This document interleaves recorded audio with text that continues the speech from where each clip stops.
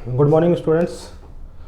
देखिए पिछले क्लास में हमने पढ़ लिया था न्यूटन लॉ ऑफ मोशन, ठीक है। First law, second law, law of inertia, third law, है ना। मोमेंटम कंजर्वेशन पढ़ा था हमने पिछली क्लास में, इम्पल्स के बारे में पढ़ा था, ठीक है।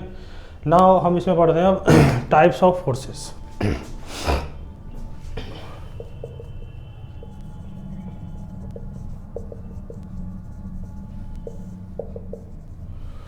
देखिए स्टूडेंट्स, टाइप्स ऑफ फोर्सेस में क्या होता है। देखिए पहला फोर्स होता है कॉन्टैक्ट फोर्स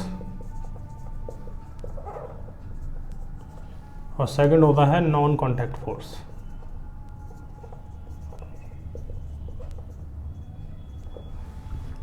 देखिए कॉन्टैक्ट फोर्स का मतलब क्या होता है स्टूडेंट्स,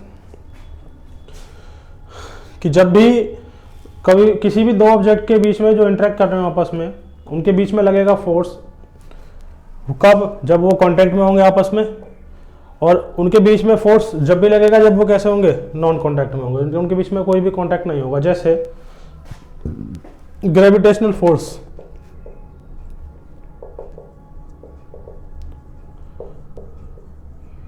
तो ग्रेविटेशनल फोर्स एक कैसा फोर्स है स्टूडेंट्स, नॉन कांटेक्ट फोर्स है, क्योंकि ग्रेविटेशनल फोर्स लगने के लिए किसी भी कांटेक्ट की जरूरत नहीं पड़ती है। कैसे? जैसे देखिए मैंने एक ऑब्जेक्ट को यहाँ से छोड़ दिया, तो ये रहा अर्थ और इस ऑब्जेक्ट के बीच में कोई कांटेक्ट नहीं है। देखिए फिर भी क्या लग रहा है, वो उसको अर्थ जो है उस ऑब्जेक्ट को क्या कर रहा है, अपनी तरफ अट्रैक्ट कर रहा है। इसका मतलब कांटेक्ट फोर्स का मतलब होता है, नॉन कांटेक्ट का मतलब बिना कांटेक्ट के फोर्स लगाना, ठीक है। इसी तरह दो चार्जेस के बीच में, दो चार्ज हैं Q1 Q2, उनको हमने टच नहीं कराया है और उनको हमने r डिस्टेंस पे सेपरेट कर दिया। अगर ये प्लस प्लस है तो ये वाला चार्ज इस वाले चार्ज को अट्रैक्ट रिपेल करेगा और ये वाला चार्ज इस वाले चार्ज को रिपेल करेगा, है ना। यानी दो प्लस प्लस चार्जेस को अगर हम ऐसे डिस्टेंस पे छोड़ देते हैं तो अपने आप क्या करेंगे, वो इधर मूव करना स्टार्ट कर देंगे। अगर एक प्लस और एक माइनस छोड़ देंगे तो एक दूसरे की तरफ क्या हो जाएंगे, अट्रैक्ट हो जाएंगे, है ना। तो उसके लिए हमें क्या कर रही है, हमें कॉन्टैक्ट की बात तो नहीं पड़ रही है, तो इसको भी हम क्या करेंगे, नॉन कॉन्टैक्ट में जोड़ देंगे। दैट इज, इसको हम बोलते हैं इलेक्ट्रोमैग्नेटिक फोर्स। तो इलेक्ट्रोमैग्नेटिक फोर्स और ग्रेविटेशनल फोर्स दोनों किस कैटेगरी में आते हैं, नॉन कॉन्टैक्ट फोर्स की कैटेगरी में आते हैं, क्लियर है। उसके बाद कॉन्टैक्ट फोर्स की कैटेगरी में क्या होता है, वेयर कॉन्टैक्ट इज नेसेसरी। यहाँ पे कॉन्टैक्ट क्या होता है, ज़रूरी होता है। तो कॉन्टैक्ट फोर्स देखिए कौन कौन से हो जाएंगे। तो कॉन्टैक्ट फोर्स में पहला फोर्स तो आता है फ्रिक्शन। तो फ्रिक्शन तभी लगता है जब दो ऑब्जेक्ट का आपस में क्या होता है, कांटेक्ट होता है। सेकंड आता है हमारे पास नॉर्मल रिएक्शन। तो नॉर्मल रिएक्शन का जो फोर्स होता है वो कब लगता है, जब कोई ऑब्जेक्ट किसी सरफेस पे रखा हो या दो ऑब्जेक्ट आपस में क्या कर रहे हैं, इंटरेक्ट कर रहे हो। और थर्ड आता है टेंशन फोर्स। टेंशन फोर्स को भी हम क्या बोल सकते हैं, एक तरह का कॉन्टैक्ट फोर्स ही बोल सकते हैं। देखिए कैसे, फ्रिक्शन फोर्स क्या होता है कि एक ऑब्जेक्ट है और मान लीजिए इसके पास वेलोसिटी है आगे भी। अब देखिए ये ग्राउंड है, तो ग्राउंड का इस बॉडी के साथ कांटेक्ट हुआ, तभी इसमें कैसा लग रहा है, कांटेक्ट फोर्स लग रहा है। और कौन सा फ्रिक्शन। तो वेलोसिटी आगे है तो इसे फ्रिक्शन फोर्स किधर लग जाएगा स्टूडेंट्स, इसे फ्रिक्शन फोर्स लग जाएगा पीछे की तरफ, अलोंग द सरफेस। हमेशा ये जो फोर्स लगता है वो अलोंग द सरफेस एक्ट करता है। इसी तरह नॉर्मल रिएक्शन क्या होता है स्टूडेंट्स, नॉर्मल रिएक्शन, मान लीजिए ये हमने ग्राउंड पे एक ऑब्जेक्ट को रख दिया है, तो अब हमें इस पर नॉर्मल बनाना है। देखिए ये कॉन्टैक्ट सरफेस है,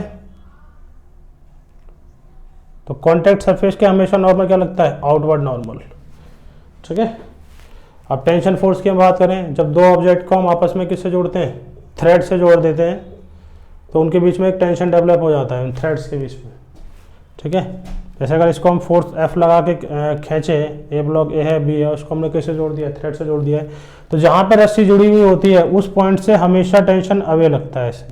यहाँ पे रस्सी जुड़ी हुई है तो यहाँ पे टेंशन क्या लग जाएगा, हमेशा अवे लग जाएगा। तो ये इस टाइप के फोर्सेस जो होते हैं वो कैसे फोर्स कहलाते हैं, कॉन्टैक्ट फोर्सेस कहलाते हैं, क्योंकि इन फोर्सेस के लिए ऑब्जेक्ट का आपस में कॉन्टैक्ट होना क्या है, ज़रूरी है, क्लियर।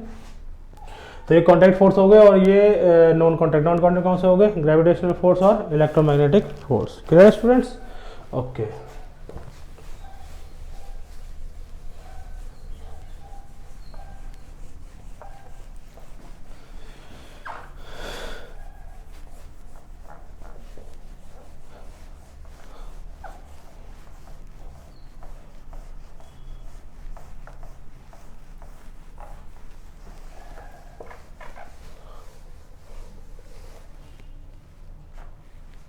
अब देखिए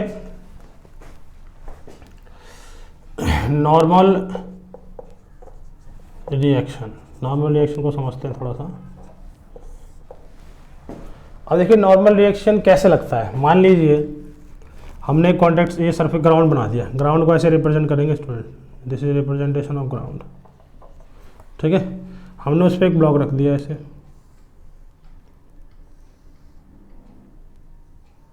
तो देखिए इस ब्लॉक ए का ग्राउंड के साथ कांटेक्ट है। अब ऐसे अब इस ब्लॉक पे कितने पॉइंट्स होंगे बेटा, किसी भी ब्लॉक पे इनफाइनाइट पॉइंट्स होते हैं, तो हर एक पॉइंट पे ग्राउंड इसको क्या लगाता है, नॉर्मल लगाता है ऐसे।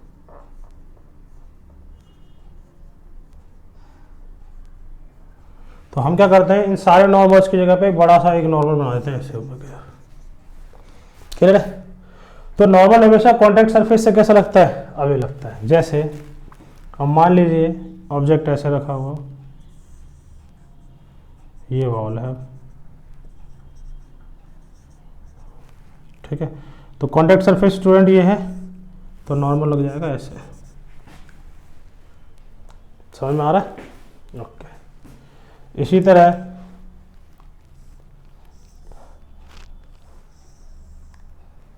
देखिए यहाँ पे कितने कॉन्टैक्ट है, ये एक ब्लॉक है, एक दूसरा ब्लॉक। अब इसमें हमें देखना है कि नॉर्मल रिएक्शंस कहाँ कहाँ लगेंगी। तो देखिए ग्राउंड पे रखी हुई है, देखिए एक कॉन्टैक्ट इस ब्लॉक का ग्राउंड के साथ ये रहा, तो इस पर नॉर्मल कैसे लग जाएगा स्टूडेंट्स, ऐसे N1 मान लेते हैं। यहाँ पे कॉन्टैक्ट सरफेस है इस ब्लॉक का, तो इस ब्लॉक पे एक नॉर्मल रिएक्शन कैसे लग जाएगा स्टूडेंट्स, ऐसे। चलिए अब देखिए एक कॉन्टैक्ट सरफेस यहाँ भी है, तो इसको ध्यान से देखना है हमें। जैसे ये ब्लॉक ए है और ये ब्लॉक क्या है, बी है। ये कॉन्टैक्ट सरफेस है, देखो इसको हम क्या कर रहे हैं, इसको यही तो सेम फिगर है, इसको वॉल मान लो, तो ये इस पे नॉर्मल किधर देगा, ये ऐसा लगाएगा। अगर इसने नॉर्मल इस पे इधर लगाया तो ये भी इस पे क्या करेगा, नॉर्मल इधर लगाएगा। क्योंकि इस ब्लॉक को तुम मान लो अब इस दीवार पे लगा हुआ है, तो इस दीवार, ये दीवार इस पे नॉर्मल कैसे लगाएगा, ऐसे लगाएगा। समझ में आ रहा है स्टूडेंट्स? तो याद ध्यान रखना हमेशा कि नॉर्मल रिएक्शन जो होता है वो हमेशा कॉन्टैक्ट सरफेस के क्या होता है, परपेंडिकुलर ही लगता है। जैसे मान लीजिए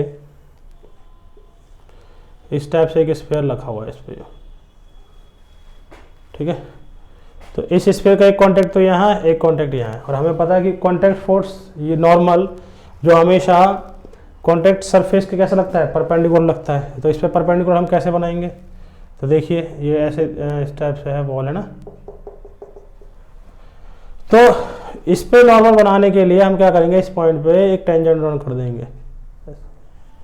नॉर्मल कैसा होगा, हमेशा टेंजेंट परपेंडिकुलर, ऐसे बन जाएगा नॉर्मल।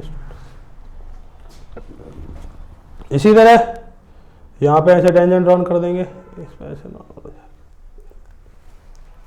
समझ में आ रहा है? तो नॉर्मल हमेशा टेंजेंट के क्या होता है, परपेंडिकुलर होता है। तो यहाँ पे कॉन्टैक्ट जो फोर्स होगा नॉर्मल, वो हम ऐसे बना देंगे। समझ में आ रहा है? तो ये तो स्टूडेंट्स नॉर्मल रिएक्शन के बारे में था। तो नॉर्मल रिएक्शन के बारे में लिख देंगे, it is always acts away from the point of contact. ठीक है, it acts away from contact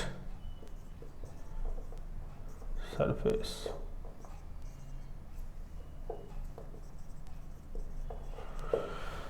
तो ये हमारा कौन सा था, नॉर्मल रिएक्शन के बारे में था। ठीक है, उसके बाद हमारे पास है एक टेंशन फोर्स।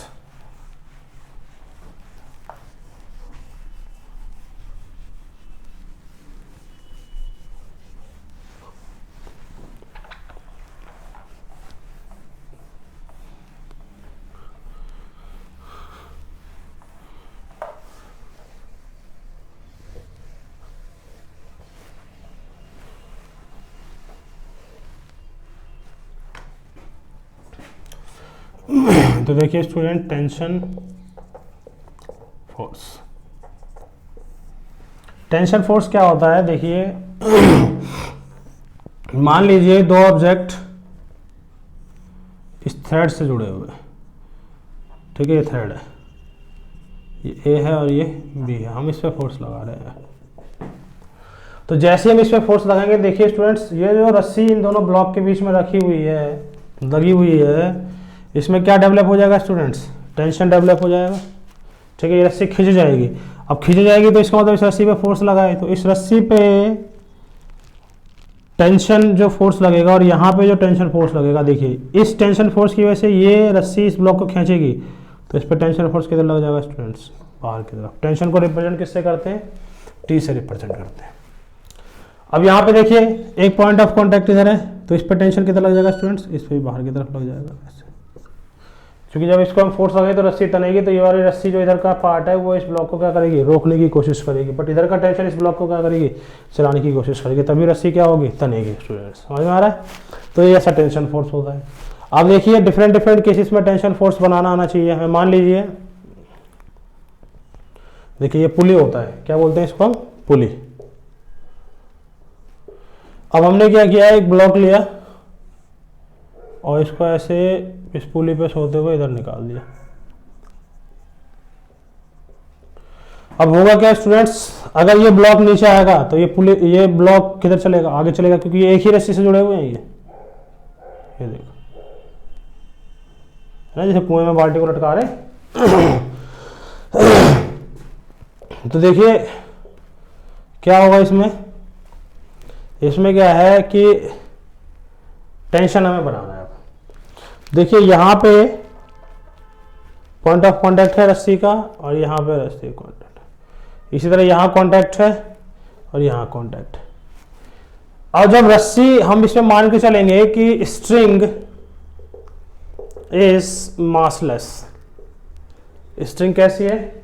मासलेस है, स्ट्रिंग का कोई भी मास नहीं है, ये एजम्पशन है इसमें।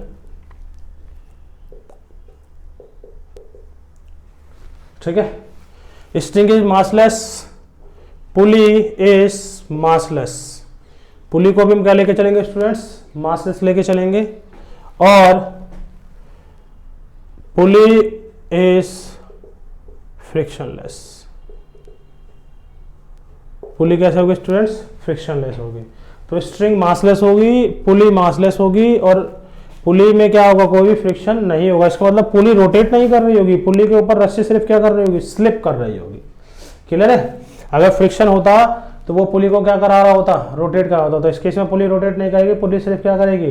पुली पर रस्सी स्लिप करेगी। तो देखिए यहाँ पे पॉइंट ऑफ कॉन्टैक्ट है, तो इस पे टेंशन लग जाएगा बाहर की तरफ ऐसे। यहाँ पे पॉइंट कॉन्टैक्ट है तो इस पे टेंशन बाहर की तरफ लग जाएगा ऐसे। हमेशा जो टेंशन होता है, फोर्स होता है, देखिए बाहर इधर भी लग सकता था, अब इधर भी लग सकता है, तो हमेशा टेंशन थ्रेड की तरफ ही लगता है। इधर पॉइंट इस बाहर की तरफ, थ्रेड की तरफ लग जाएगा, इधर थ्रेड की तरफ लग जाएगा और इधर ऐसा टेंशन लग जाएगा। तो समझ में आया? तो टेंशन फोर्स कब आता है स्टूडेंट? टेंशन फोर्स जब आता है सिग्निफिकेंस में, जब हम क्या करते हैं? ब्लॉक्स को किससे जोड़ देते हैं? आपस में थ्रेड से जोड़ देते हैं। और टेंशन फोर्स हमेशा पॉइंट ऑफ कांटेक्ट से अवे लगता है और टुवर्ड्स थ्रेड लगता है। तो क्या होगा? Tension force always acts away from point of contact and towards string.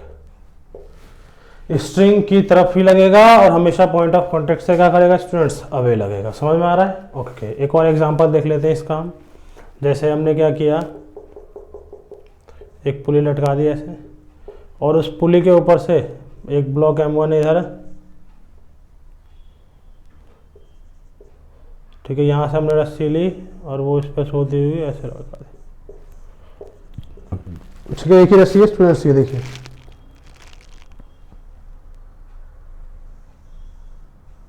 ठीक है। अब देखिए पॉइंट ऑफ कांटेक्ट यहाँ है रस्सी का, एक यहाँ है, ये पुली से यहाँ जुड़ी हुई है और ये पुली से यहाँ टच है, तो इस पर टेंशन तो ऐसे लग जाएगा बाहर की तरफ, यहाँ पे भी टेंशन क्या लग जाएगा स्टूडेंट्स? बाहर की तरफ। ठीक है, यहाँ पे टेंशन क्या लग जाएगा स्टूडेंट्स? अपवर्ड, और यहाँ पे टेंशन क्या लग जाएगा स्टूडेंट्स? अपवर्ड। समझ में आ रहा है? तो पॉइंट ऑफ कांटेक्ट से हमेशा अवे और रस्सी की तरफ ही टेंशन फोर्स लगता है। तो समझ में आ रहा है स्टूडेंट? तो ये टेंशन फोर्स का मतलब हो गया है ना। और देखिए अगर एजम्पशन में लिया कि स्ट्रिंग इज मासलेस, ठीक है, pulley is massless and frictionless, then at any point on string on one string tension is same। मतलब एक अगर सिंगल स्ट्रिंग होगी तो उसमें टेंशन का वैल्यू हर एक जगह पे क्या रहेगा स्टूडेंट? सेम रहेगा। देखिए हर जगह हमने टेंशन का सिर्फ एक T T T T notation लिया है, T1 T2 T3 नहीं लिया है, T4 नहीं लिया है ना। तो हर जगह टेंशन का वैल्यू क्या रहेगा स्टूडेंट्स? सेम रहेगा। अगर स्ट्रिंग कैसी रहेगी? मासलेस रहेगी, और जिस पुली से गुजर रही है वो पुली क्या है? फ्रिक्शनलेस, या फिर पुली क्या है? मासलेस है। समझ में आ रहा है? तो जहाँ पे तीनों कंडीशंस मीट रहेंगी तो वहाँ पे हर जगह पे हम टेंशन का वैल्यू क्या लेंगे स्टूडेंट्स? सेम। तो यहाँ पे हम ऐसा पुली मान के चल रहे हैं जो मासलेस है, फ्रिक्शनलेस है, और ऐसी रस्सी मान करके चल रहे हैं जिसका मास नहीं है। क्लियर है? ओके, नोट कर लीजिए इसको।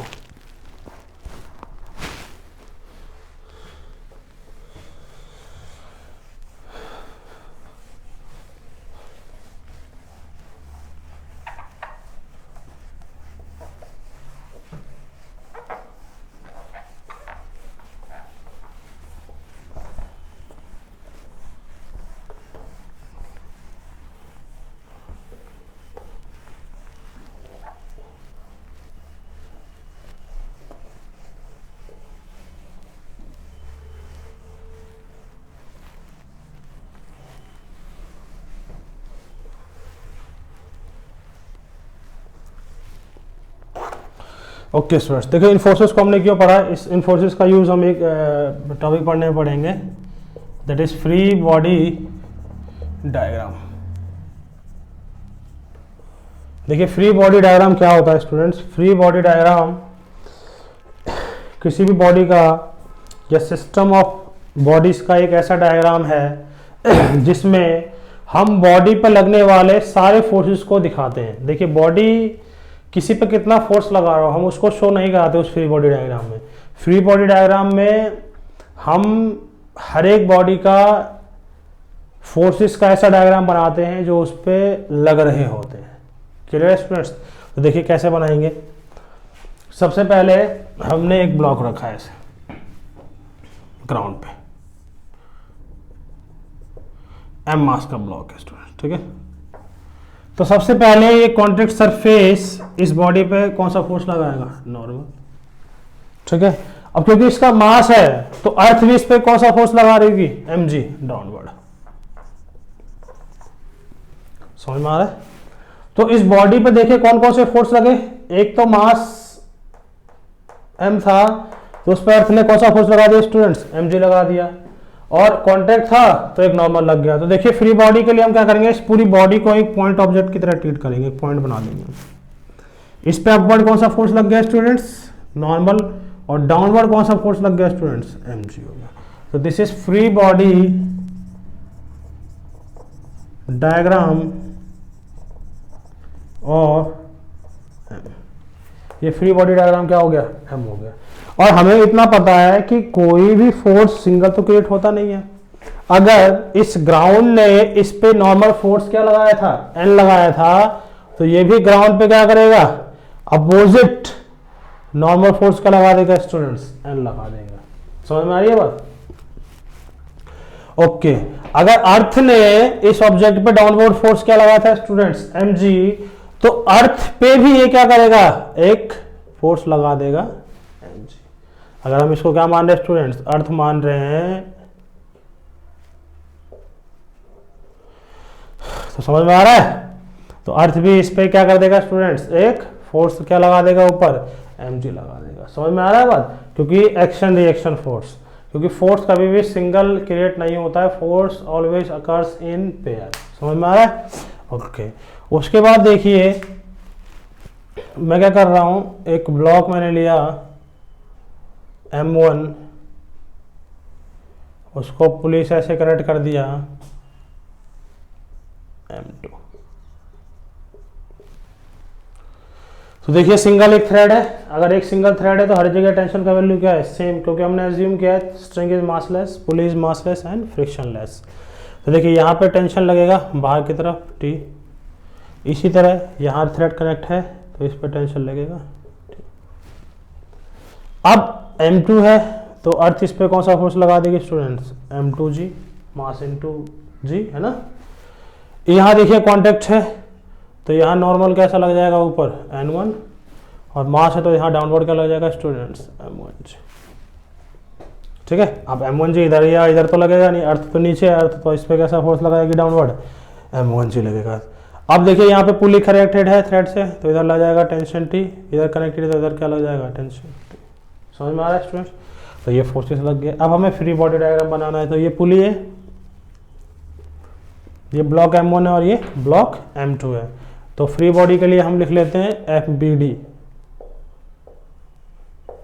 तो FBD है free body diagram of M1। तो M1 का FBD बनाना चाहते हैं।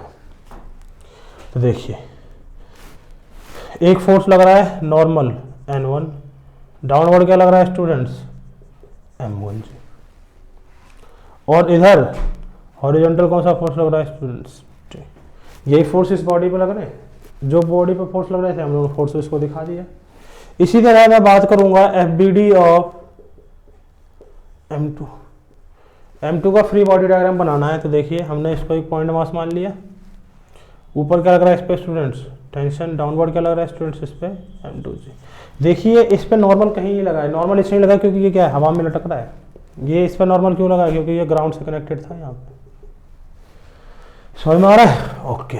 अब पुली की बात कर लेते हैं, FBD ऑफ पुली। पुली पे देखिए कैसा लगा है स्टूडेंट FBD, इसको डॉट डॉट डॉट बना लेना, इधर क्या लगा स्टूडेंट टेंशन T, और इधर क्या लगा स्टूडेंट, ठीक है। ये पुली का हमने FBD बना लिया, समझ में आ गया है, तो पुली का FBD क्लियर है स्टूडेंट्स, ओके। तो ये हमने फ्री बॉडी डायग्राम बनाया, कुछ और इसके फ्री बॉडी डायग्राम की प्रैक्टिस हम करेंगे, नोट कर लीजिए इसको।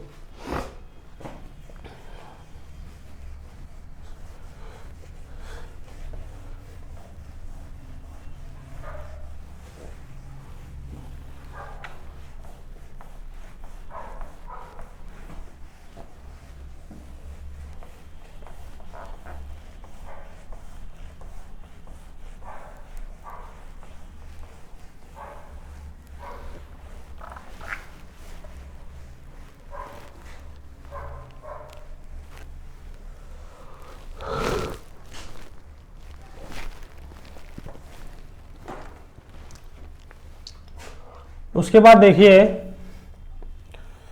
हमने क्या कर रखा है, एक ब्लॉक ऐसे लिया, फिर उसके बाद एक ब्लॉक ऐसे लिया, फिर उसके बाद एक ब्लॉक ऐसे लिया, 3 ब्लॉक ले लिए। इसका मास हमने मान लिया M1 है, इसका मास मान लिया M2 और इसका मास क्या है स्टूडेंट्स M3। अब इनके हमें M1 M2 और M3 के क्या बनाने हैं, फ्री बॉडी डायग्राम बनाने। हमने इस पे इधर से फोर्स लगा दिया है, ठीक है। अब देखिए हमें सबसे पहले नॉर्मल देख लेना है, इसमें सॉलिड से सारे ऑब्जेक्ट्स और कॉन्टैक्ट सरफेसेस में है। तो पहला तो देखिए ये रहा एक कॉन्टैक्ट सरफेस, ये रहा M2 का, और एक कॉन्टैक्ट सरफेस ये रहा M3 का। M2 और M3 का देखिए ये है स्टूडेंट्स, और M1 और M2 का ये है, और M2 और M3 का ये है। तो इसमें कितने कॉन्टैक्ट सरफेस है स्टूडेंट्स, 5 हैं। तो इसके बाद इसमें कितनी नॉर्मल रिएक्शंस आएंगे स्टूडेंट्स, 5 आएंगे। तो देखिए सबसे पहले ये इस पर एक नॉर्मल लगाएगा N1, और M है तो डाउनवर्ड क्या लग जाएगा इस पर M1G। इस तरह यहाँ कॉन्टैक्ट सरफेस हो तो इस पर नॉर्मल लगेगा कितना N2, इधर डाउनवर्ड क्या लग जाएगा स्टूडेंट्स M2G। यहाँ एक कॉन्टैक्ट सरफेस है तो यहाँ पे क्या लग जाएगा N3, और डाउनवर्ड क्या है स्टूडेंट्स M3। ओके। अब देखिए इस ऑब्जेक्ट को इसको दीवार मान लीजिए और इसको ऑब्जेक्ट मान लीजिए, तो ये इस पर नॉर्मल लगाएगा इस डायरेक्शन में, दैट इज N4। तो इसने इस पर नॉर्मल लगाया है, तो अब इस ऑब्जेक्ट को ऑब्जेक्ट मान लीजिए, इसको बॉल मान लीजिए, तो बॉल इस पर नॉर्मल इधर लगा देगा, दैट इज N4।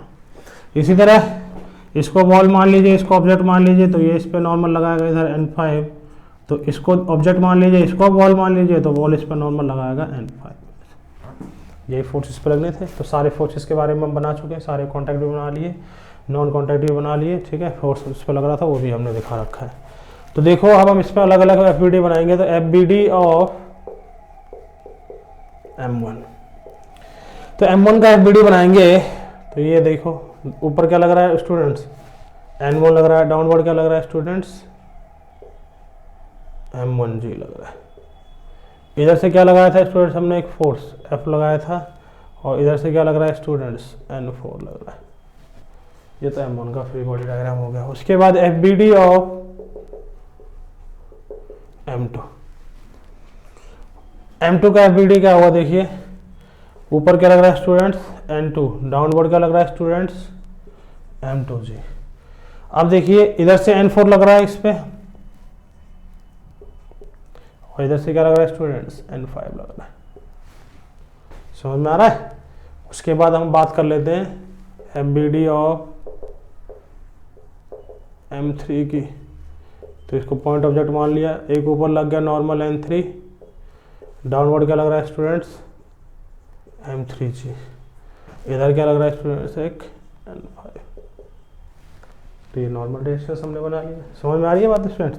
तो फ्री बॉडी डायग्राम में क्या होता है, ऑब्जेक्ट पे जितने भी फोर्स लग रहे हैं, जिस डायरेक्शन में लग रहे हैं या जिस डायरेक्शन से लग रहे हैं, हम उन फोर्सेस को क्या कर लेते हैं, उन फोर्सेस को हम उस पर शो करा देते हैं। क्लियर है, ठीक है। ये अब देखिए, अब इस पे फोर्स N4 लगाया था, अब ये तो N4 इस पे लगा रहा है, तो हम इस N4 को नहीं लेंगे, हम इस N4 को लेंगे। समझ में आ रहा है स्टूडेंट्स। तो इसको नोट कर लीजिए। तो ये 3 ब्लॉक का फ्री बॉडी डायग्राम बनाया था हमने।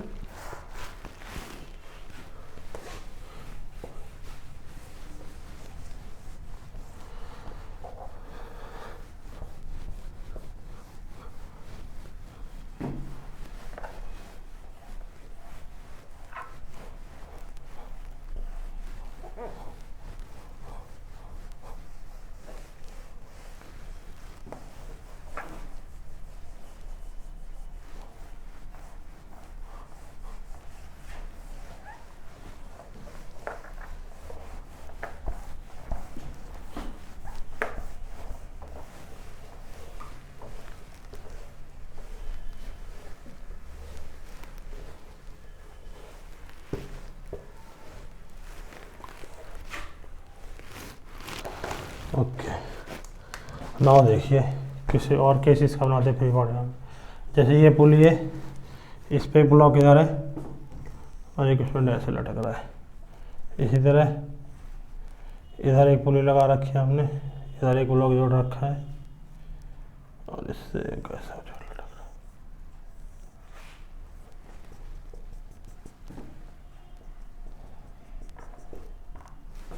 है। ये M1 है, ये M2 है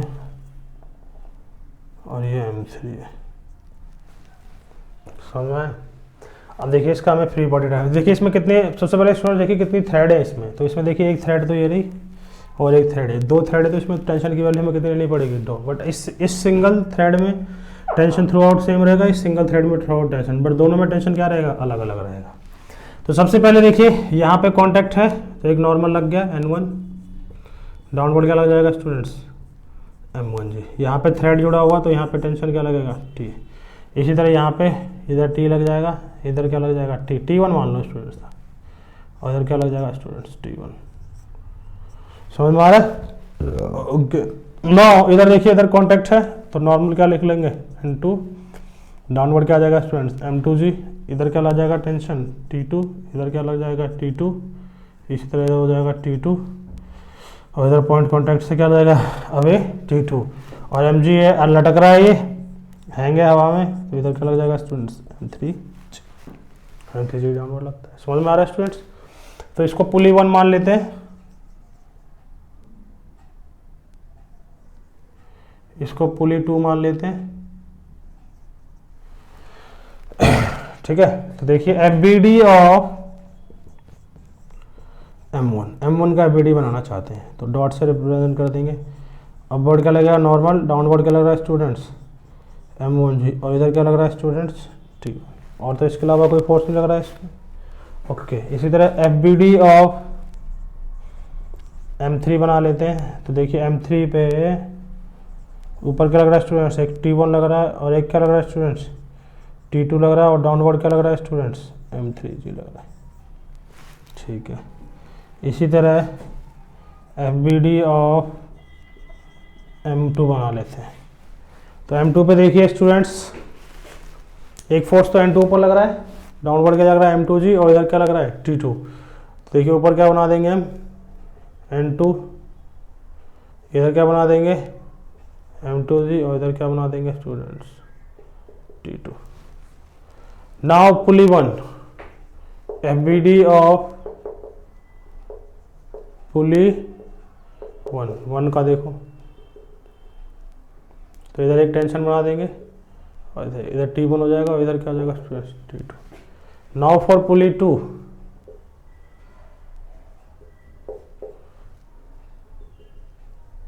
इधर लग जाएगा स्टूडेंट टेंशन, ये तो हो जाएगा T2, हो जाएगा T2, ये T1 हो जाएगा स्टूडेंट्स।